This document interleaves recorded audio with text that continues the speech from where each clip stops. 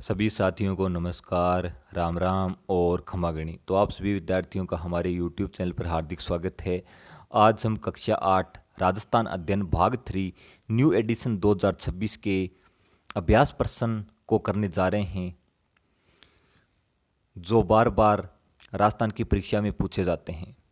तो पहला क्वेश्चन है, निम्नलिखित में से हुड्डा सम्मेलन की अध्यक्षता किसने की थी? तो हुड्डा सम्मेलन की अध्यक्षता किसने की थी भाई? ये की थी महाराणा जगत सिंह द्वितीय ने। किसने की थी? महाराणा जगत सिंह द्वितीय ने की थी। ये क्वेश्चन पूछा जा चुका है RS, रीट,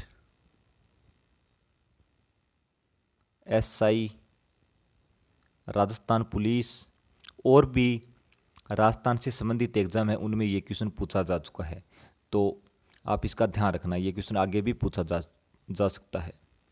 क्वेश्चन नंबर 2 है, 18वीं सदी के राजस्थान और मराठा हस्तक्षेप के संदर्भ में निम्नलिखित में से कौन सा कथन सही नहीं है? अर्थात हमें गलत कथन का चुनाव करना है। तो पहला कथन है, मराठा शक्ति को सर्वप्रथम शिवाजी ने संगठित किया था। बिल्कुल सही बात है, शिवाजी महाराज ने मराठा शक्ति को सर्वप्रथम संगठित किया था। 2 नंबर है, हुरडा सम्मेलन 17 जुलाई 1734 ईस्वी को भीलवाड़ा के हुरडा नामक स्थान पर बुलाया गया था। बिल्कुल सही बात है। 3 नंबर है, पेशवा बाजीराव की माता राधाबाई ने 1735 ईस्वी में राजस्थान की धार्मिक यात्रा की थी। बिल्कुल सही बात है। अगला है, अंग्रेजों के साथ अधीनस्थ संधि स्वीकार करने वाला राजस्थान का अंतिम राज्य भरतपुर था। ये बिल्कुल गलत बात है भाई। अब है, रिक्त स्थानों की पूर्ति कीजिए। पहला क्वेश्चन, मराठा शक्ति को सर्वप्रथम शिवाजी ने संगठित किया था। बिल्कुल सही।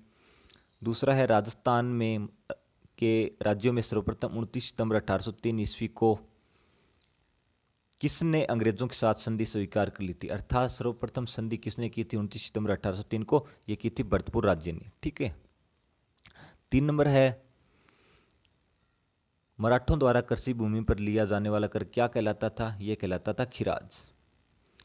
4 नंबर है, जयपुर उत्तराधिकार संघर्ष में ईश्वरी सिंह ने किसकी कुटिलता के कारण युद्ध में विजय प्राप्त करने के बाद अपनी प्रतिज्ञा पूरी करने में असफल रहने पर आत्महत्या कर ली थी? तो ये थे इनके सेनापति हरगोविंद नाटाणी। ये क्वेश्चन सीधा परीक्षा में पूछा जा चुका है कि ईश्वरी सिंह का सेनापति कौन था? तो ईश्वरी सिंह के सेनापति थे हरगोविंद नाटाणी। तो ये किससे संबंधित है? जयपुर उत्तराधिकार संघर्ष से संबंधित है, जो संघर्ष हुआ था माधो सिंह और ईश्वरी सिंह के बीच हुआ था। और इसमें राजमहल और बगरू के युद्ध भी बहुत इंपॉर्टेंट हैं, क्योंकि ये भी परीक्षा में पूछे जा चुके हैं। ठीक है। अब है सुमेलित करना, अर्थात सतम ब को सतम बी से सुमेलित कीजिए। पहला है, मराठों का राजस्थान की राजनीति में प्रथम हस्तक्षेप कब हुआ था? ये हुआ था 1734 ईस्वी में बूंदी में हुआ था, जब राव बुद्ध सिंह को वहाँ का पुनः शासक बना दिया गया था। दूसरा है, अटक से कटक का लक्ष्य किसने निर्धारित किया था? ये किया था पेशवा बाजीराव ने। 3 नंबर है, राजस्थान में मराठों का सर्वप्रथम प्रवेश कहाँ हुआ था? ये हुआ था 1711 ईस्वी में मेवाड़ में। ये क्वेश्चन भी पूछा जा चुका है। अब है अति लघुतरात्मक प्रश्न। तो पहला क्वेश्चन है, पेशवा बाजीराव की मराठा नीति क्या थी? जिसको हम पढ़ चुके हैं।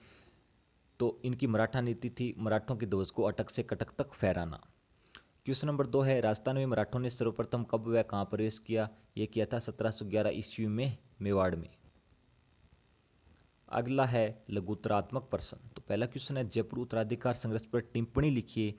ये पेज नंबर 2 पर दिया हुआ है, जिसको मैंने अच्छी तरीके से समझाया है। तो आप पिछली प्लेलिस्ट वीडियो देख सकते हो, जिसके माध्यम से मैंने बिल्कुल अच्छी तरीके से समझाया है।